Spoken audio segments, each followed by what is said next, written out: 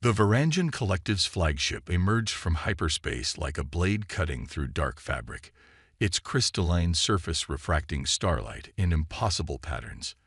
Behind it, 15,000 ships took formation with perfect precision, their positions calculated to the microscopic level. Supreme Commander Vex 117 stood motionless on the command deck, his chromium-enhanced body reflecting the soft bioluminescence of the ship's living walls.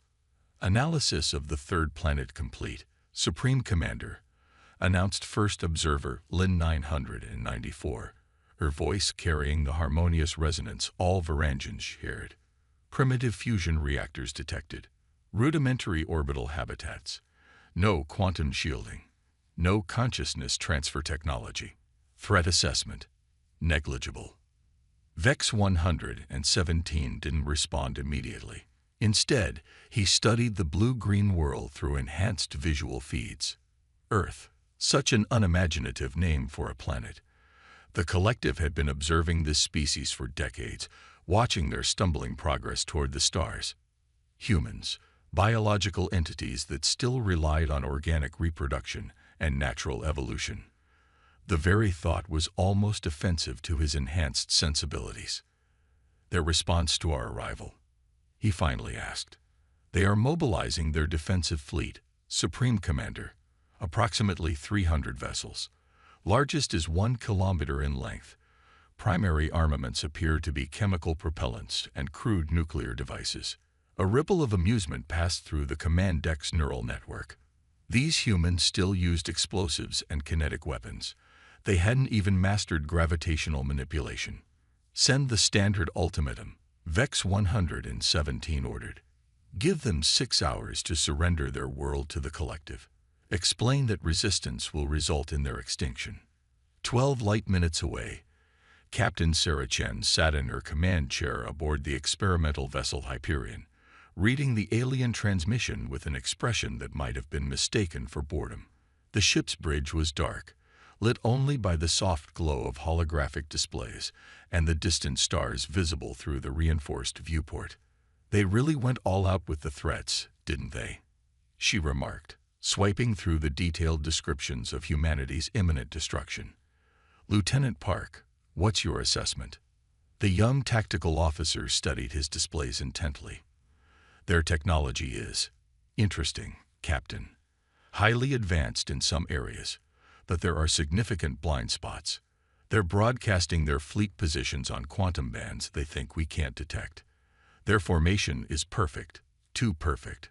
No variation, no adaptation for local space conditions. Overconfident, Chen nodded. Dr. Adams, your thoughts on their ships?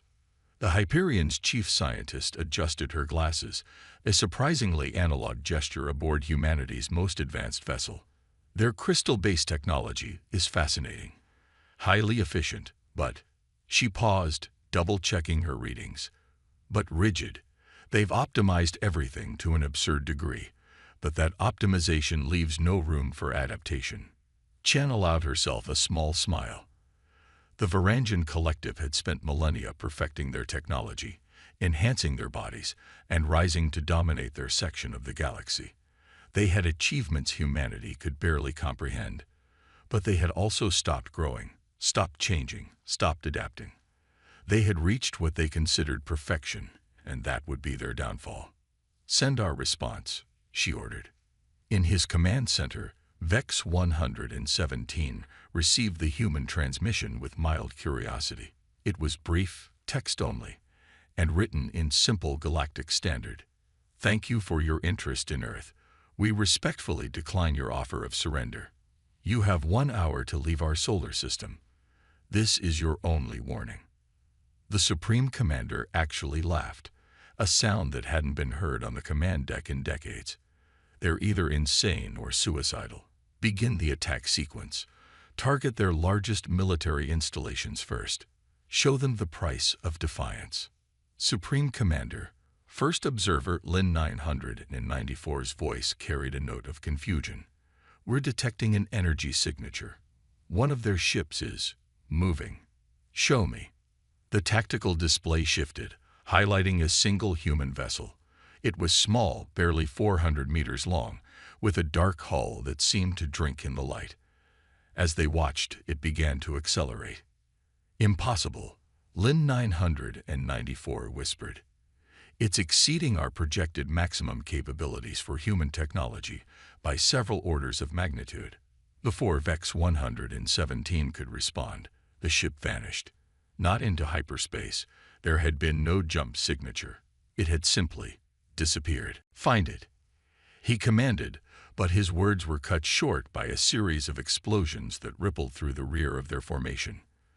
3 Varangian cruisers erupted in silent flame, their perfect crystal hulls shattering into cosmic dust. The human ship reappeared, already moving in a new direction, its dark hull now traced with lines of blue energy that seemed to flow like water. Then it vanished again. "They're using some kind of localized space-time manipulation," Dr. Adams explained aboard the Hyperion, her fingers dancing across her console.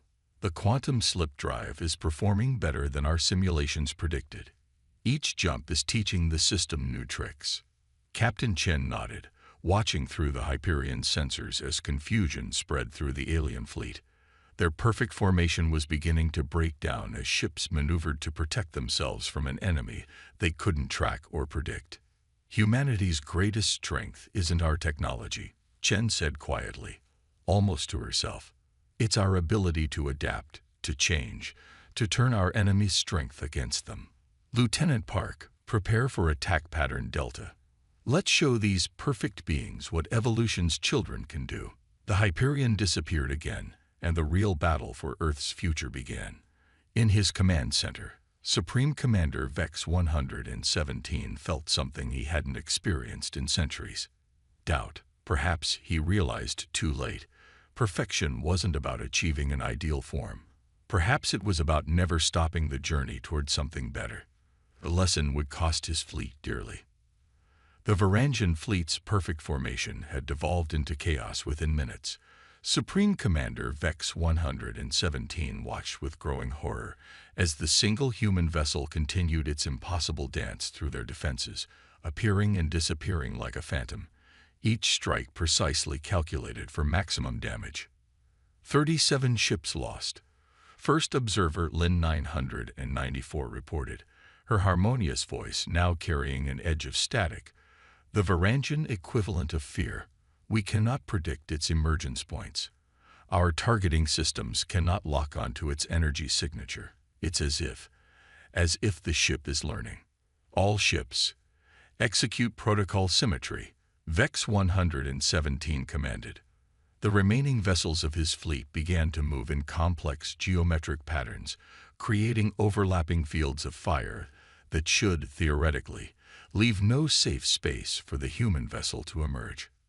Aboard the Hyperion, Captain Chen studied the shifting patterns of the alien fleet with interest. "They're adapting," she noted. "Not well, but they're trying." Dr. Adams, analysis. The scientist's fingers flew across her holographic interface, quantum computers processing data faster than human neurons could fire. "Their new formation is based on perfect mathematical principles." "Beautiful, really. The problem is," she smiled, pushing her glasses up her nose, "reality isn't perfect." "Show me," Chen ordered. A new overlay appeared on the main viewport, highlighting subtle gravitational distortions caused by the solar system's complex dynamics. The Varangians' mathematically perfect formation didn't account for these natural variations. "Their crystal ships are incredibly powerful," Lieutenant Park added from his tactical station, "but they're optimized for their home system's physics. Out here, microscopic imperfections in space-time are throwing off their calculations by fractions of a percent. And in war," Chen finished, "fractions matter. Time to show them why humans still trust our instincts. Execute attack pattern Epsilon." The Hyperion's quantum slip drive engaged, but this time, instead of a single jump, the ship performed a series of micro-jumps, each one lasting less than a microsecond. To the Varangian sensors, it appeared as if the human vessel had shattered into dozens of ghost images, each one triggering their threat detection systems. Multiple contacts. Lin 994 shouted, her composed demeanor cracking. The human vessel. It's everywhere. Impossible. Vex 117 snarled. No ship can exist in multiple locations simultaneously. Their technology is inferior. They cannot. His words were cut short as the real Hyperion emerged behind one of their largest cruisers. The human ship's dark hull now pulsed with rivers of blue and gold energy as it unleashed a new weapon. Instead of conventional explosives or energy beams, it fired what appeared to be a simple probe into the cruiser's crystal hull. Minor impact, the cruiser's commander reported. Hull integrity at 99.97%. No significant damage. Then the probe detonated, releasing not an explosion, but a precisely calibrated frequency of vibration. The crystal hull, optimized for perfection, couldn't adapt to the resonating frequency. Fractures appeared, spreading like lightning across its surface. Within seconds, the massive ship began to break apart, its own structural perfection becoming its downfall. Beautiful, Dr. Adams whispered on the Hyperion's bridge. Their crystalline technology is incredibly advanced, but it's also brittle. They sacrificed adaptability for optimization. Captain Chen nodded, already plotting their next strike. Lieutenant Park, update the targeting algorithms. I want every shot to hit their structural weak points. Already done, Captain, Park responded. The ship's AI has analyzed the data from our first strike. It's identifying patterns in their crystal structure that we can exploit. The Hyperion moved again, its quantum slip drive now operating with even greater precision as the ship's systems learned and adapted to the unique physics of combat. Each jump brought them closer to their targets, each strike more devastating than the last. In his command center, Vex 117 felt something alien creeping into his enhanced mind. Panic. His fleet's perfect formations were useless against an enemy that could ignore the laws of spacetime. Their optimized weapons couldn't track a ship that refused to move in predictable patterns. Their crystal hulls, the pride of Varangian engineering, were being shattered by precisely calculated strikes that turned their greatest strength into a catastrophic weakness.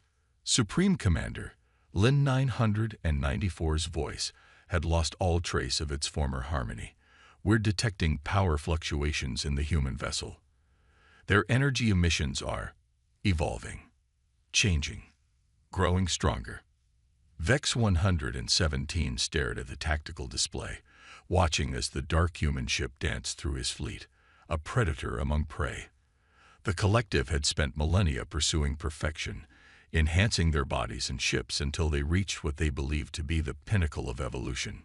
But as he watched the Hyperion adapt and grow stronger with each passing moment, he realized a terrible truth. True perfection wasn't a destination. It was the journey itself. And humanity, in all its chaotic, imperfect glory, had never stopped moving forward. All ships, he commanded, his voice carrying an edge of desperation, fall back and regroup. Prepare to deploy the world ender. If we cannot defeat them with precision, we will obliterate them with overwhelming force. On the Hyperion's bridge, Captain Chen received the transmission about the world ender's imminent arrival. Instead of fear, she felt a surge of anticipation. Well, she said to her crew, looks like they're finally bringing out their big guns. Dr. Adams, how's our little surprise coming along? The scientist's smile was answer enough. The real battle was about to begin. And humanity's greatest weapon wasn't their technology. It was their endless capacity to adapt, to innovate, and to turn their enemies' strengths against them. The stars themselves seemed to hold their breath, waiting to see what would happen when unstoppable evolution met immovable perfection. Space itself seemed to shudder as the world ender emerged from hyperspace. Unlike the crystalline elegance of other Varangian ships, this was a monument to raw power. A construct of impossible scale that stretched over 20 kilometers from bow to stern. Its hull was composed of layered quantum crystal matrices, each one theoretically indestructible. Rivers of dark energy coursed through its superstructure, feeding weapons that could unmake planets. Now that, Captain Chen remarked aboard the Hyperion, is what I call overcompensating. Dr. Adams' fingers danced across her console, analyzing the behemoth. The energy readings are extraordinary.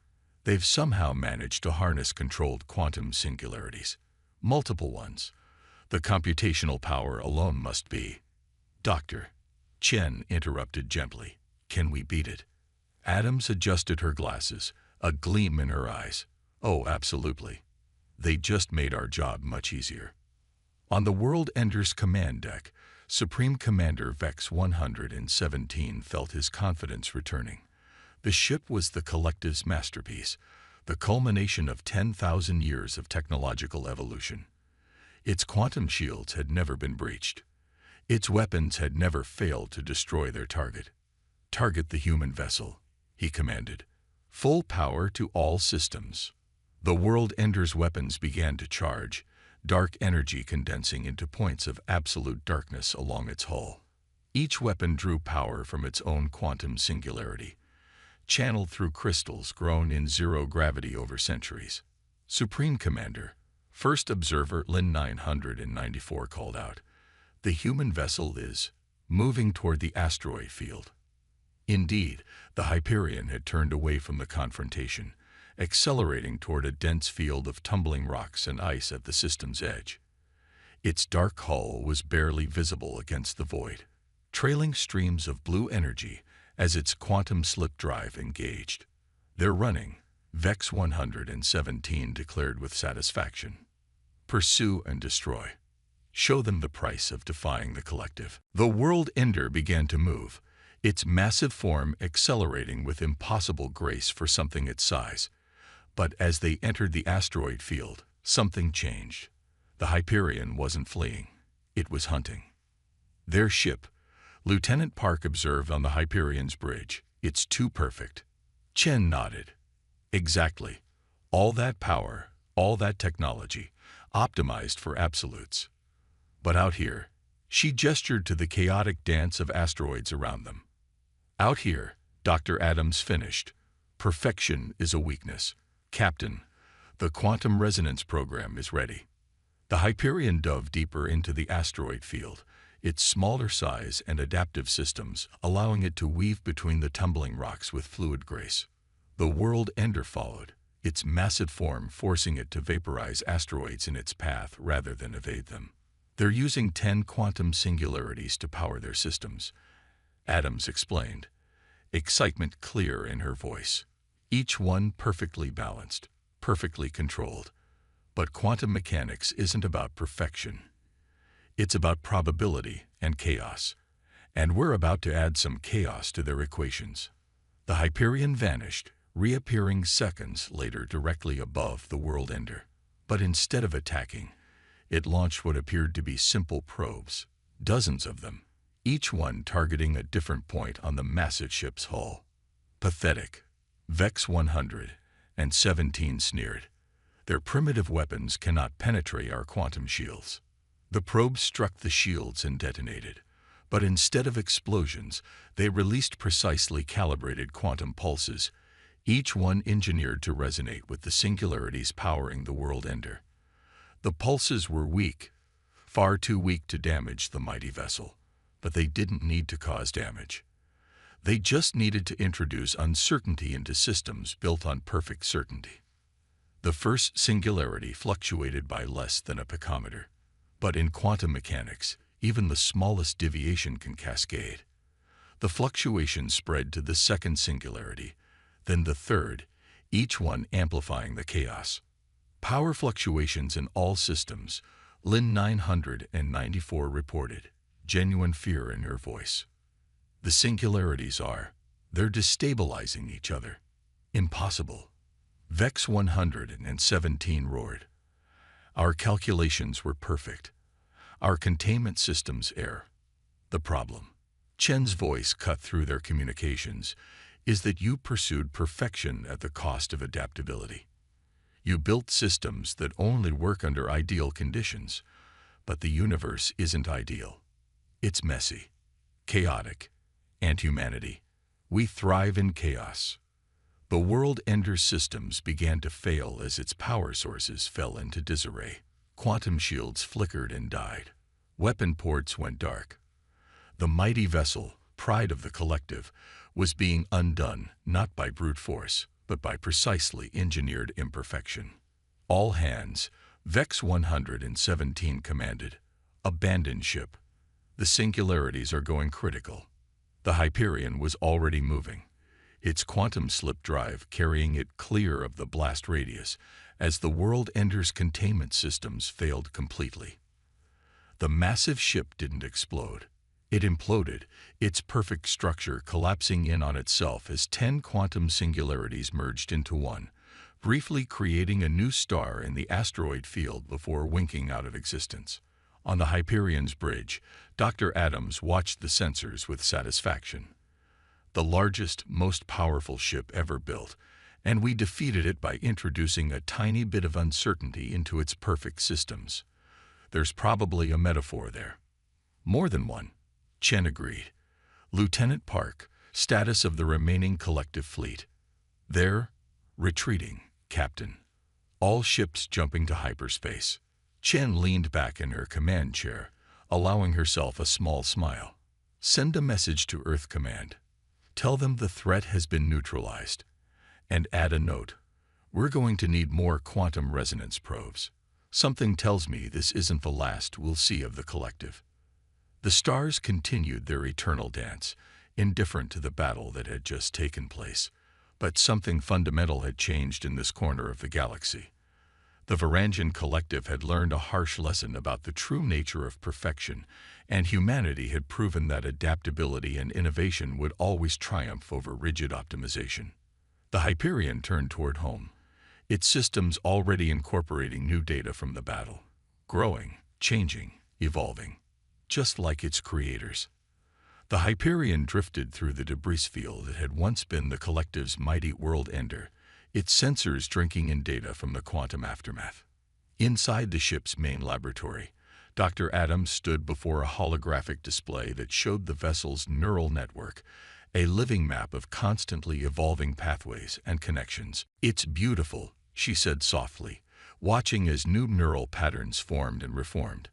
Every battle, every jump, every challenge we face, the ship learns, adapts, creates new solutions we never even imagined. Captain Chen studied the display, her dark eyes reflecting the dancing lights. How much has it evolved since first contact? The base computing capacity has increased by 300%. The quantum slip drive's efficiency is up by 427%. But the really interesting part, Adams manipulated the display, highlighting a particular section of the neural map. It's developing intuition. On the other side of the solar system, the remaining ships of the Varangian fleet had regrouped, their perfect formation now ragged and uncertain. Supreme Commander Vex 117 had transferred his consciousness to a backup body aboard the auxiliary command ship, but the process had been rushed, imperfect. He could feel the flaws in his neural pathways, tiny imperfections that would have been unthinkable mere hours ago. "Report," he demanded, his harmonious voice now carrying a slight discord. First observer Lin 994, also in a backup body, interfaced with the fleet's network. 42% of our forces are combat ineffective. The world-ender's destruction has created quantum instabilities throughout the sector. Our predictive models are failing. Impossible. Our models account for every variable. No, a new voice cut in, broadcasting across all frequencies. They account for every variable you can predict. That's not the same thing. The Hyperion appeared in the midst of the collective fleet, but something was different. The dark hull now rippled with patterns of energy that seemed almost alive, responding to the quantum fluctuations around it in real time. "Your ships are marvels of engineering," Captain Chen continued, her voice carrying across space.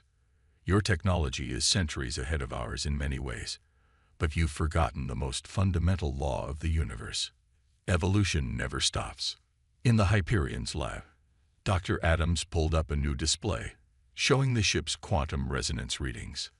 The neural network isn't just learning about combat, she explained to the bridge crew. It's learning about existence itself. Every quantum interaction, every piece of data, every decision. It all feeds back into the system. But how is that possible? Lieutenant Park asked from his tactical station. The processing power required to model quantum interactions in real time would be impossible. Adams smiled. Only if you try to calculate everything perfectly. We took a different approach. Instead of trying to predict every variable, we built a system that could learn from uncertainty. The more chaos it encounters, the stronger it becomes. Back on the collective command ship, Vex 117 watched with growing unease as the Hyperion's energy signature continued to evolve. His sensors couldn't make sense of what they were seeing. Patterns within patterns, probabilities shifting like quicksilver. "What are you?" he demanded. "We're human," Chen replied simply. "We're messy, imperfect, chaotic beings who never stop growing, never stop questioning, never stop pushing boundaries. And we built our ships to be the same way." To demonstrate, the Hyperion began to move. But this time, instead of its previous tactical jumps, the ship seemed to flow through space itself. The quantum slip drive wasn't just relocating the vessel, it was allowing it to exist in a state of quantum uncertainty, neither here nor there but everywhere in between. "Fascinating," Dr. Adams murmured, watching the data flood in. "The neural network is actually manipulating probability at the quantum level. It's not just predicting where we need to be, it's reshaping local spacetime to create the optimal path." Supreme Commander Lin 994's voice carried an edge of panic. "Their technology. It's surpassed our models. We can no longer predict." "Of course you can't predict us," Chen interrupted. "That's the point. Humanity's greatest strength isn't our technology or our weapons. It's our unpredictability. Our ability to look at the impossible and say, let's try it anyway." The Hyperion's hull now blazed with rivers of quantum energy, each pattern unique, never repeating. The ship had become more than a vessel. It was a testament to human innovation, a living proof that perfection wasn't about achieving an ideal form, but about never stopping the journey toward something better. "You have a choice," Chen continued, addressing the entire collective fleet. "You can retreat, return to your territory, and reconsider your definition of perfection. Or..." She let the threat hang in the void. There was no need to elaborate. The debris field that had once been their greatest warship spoke volumes. Vex 117 stood motionless on his command deck, his enhanced mind racing through billions of calculations per second. But for the first time, in his centuries-long existence, he couldn't predict the outcome. The humans had introduced something new into the equation. True uncertainty. "Your ship," he said finally. "It's not just a weapon. It's an experiment." "Everything humanity does is an experiment," Chen replied. "Every failure teaches us something new. Every success opens up new questions. We'll never reach perfection, and that's exactly why we'll never stop growing." The Hyperion's neural network continued to evolve as they spoke, each moment of existence adding to its understanding of the universe. It wasn't just learning. It was becoming something entirely new, something that even its creators couldn't fully predict. And that perhaps was humanity's greatest victory. They had created not just a ship, but a new way of thinking about evolution itself. In their pursuit of adaptability over perfection, they had unlocked potential that the collective, for all their advanced technology, had never even imagined. The final battle was about to begin, and the fate of two civilizations hung in the balance. But the outcome would be decided not by technology or firepower, but by a simple question: which was stronger? The pursuit of perfect order, or the embrace of endless change? In the silence of space, two philosophies faced each other across the void. The remaining Varangian ships hung in perfect formation, their crystalline hulls reflecting starlight like frozen dreams. Before them, the Hyperion floated alone, its dark hull now alive with quantum patterns that seemed to whisper secrets about the nature of reality itself. Supreme Commander Vex 117 stood on his command deck, watching the human vessel through enhanced sensors that could no longer make sense of what they were seeing. The ship's energy signature had become a paradox, a quantum state that existed everywhere and nowhere, probability made manifest. They violated every law of physics we've established. Lin 994 whispered, her backup body's neural pathways struggling to process the impossible data. Every model we've perfected over millennia. That's because your laws were never really laws. Captain Chen's voice echoed through their communications. They were limitations you imposed on yourselves in your pursuit of perfection. Aboard the Hyperion, Dr. Adams watched in fascination as the ship's neural network continued to evolve. New patterns emerged and merged, creating structures of thought that had never existed before. "It's beautiful," she said softly. "The ship isn't just learning anymore. It's dreaming." "What do you mean, dreaming?" Lieutenant Park asked, his tactical displays showing energy patterns he couldn't begin to comprehend. "Look at these neural pathways." Adams pointed to the flowing data streams. "The ship isn't just processing information. It's imagining possibilities. It's seeing potential futures, paths not taken, choices not yet made. It's doing what humans do every time we close our eyes and wonder, what if?" The Hyperion's hull rippled with new energy patterns, each one a question asked of the universe itself. The quantum slip drive had evolved beyond its original purpose, becoming something that existed between reality and imagination. "Your vessel," Vex 117's voice carried across space. "It's becoming unstable, unpredictable. You cannot control it." "Control?" Chen laughed softly. "We never wanted to control it. We wanted it to grow, to change, to surprise us, just like we've always done ourselves." To demonstrate, she gave a simple command. The Hyperion responded not with a predetermined action, but with inspiration. The ship split into quantum echoes, each one existing in a slightly different probability state. But unlike their earlier tactical maneuvers, these echoes began to interact with each other, creating interference patterns in the fabric of space-time itself. "Impossible," Lin 994 gasped. They're rewriting local physics." "No," Dr. Adams corrected, her voice carrying across the void. "We're not rewriting physics. We're finally understanding it. The universe isn't a set of rigid laws to be mastered.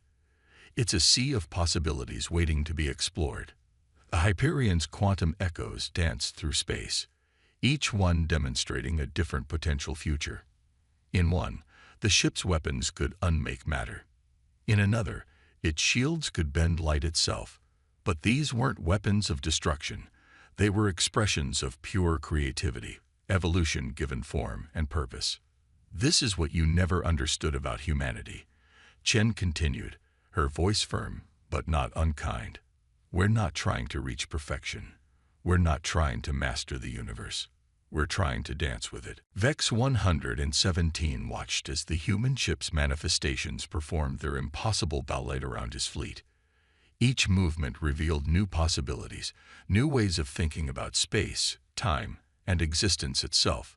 And in that moment, he understood what his civilization had sacrificed in their pursuit of perfection. "We made ourselves crystal," he said quietly. "Beautiful, flawless, unchanging. And in doing so," Chen finished, "you stopped growing." The quantum echoes of the Hyperion converged, returning to a single form. But the ship that emerged was somehow more than it had been before. Its hull no longer simply absorbed light. It seemed to exist in conversation with it, each photon an opportunity for something new. "You have a choice," Chen offered one final time. "You can retreat to your territory, maintain your perfect but static civilization. Or, Vex 117 prompted, "or you can remember how to change." The Supreme Commander stood silent for a long moment, his enhanced mind processing possibilities he hadn't considered in centuries. Around him, the rigid crystal of his ship seemed less perfect than it had before, not because it was flawed, but because it could never be anything else than what it was. "The collective has forgotten something," he said finally. "Something fundamental about the nature of existence." "And what's that?" Chen asked, though she already knew the answer. "That true perfection isn't a state of being. It's a journey that never ends." With those words, the remaining collective ships began to power down their weapons.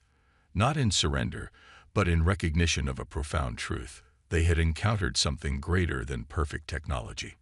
They had encountered evolution itself, wrapped in human form. As the Hyperion turned toward Earth, its neural network still growing, still dreaming, still imagining new possibilities, Captain Chen smiled. "Send a message to Earth Command," she ordered. Tell them humanity just taught the galaxy how to dream again." The stars watched in silence as history pivoted on this moment. The Varangian collective had arrived believing themselves the pinnacle of evolution. They left understanding that there was no pinnacle, only the endless climb towards something greater. And humanity, beautiful, chaotic, imperfect humanity, would lead the way. Not because they were stronger or more advanced, but because they had never forgotten the most important lesson of all. The universe isn't something to be mastered. It's something to be explored, one impossible dream at a time.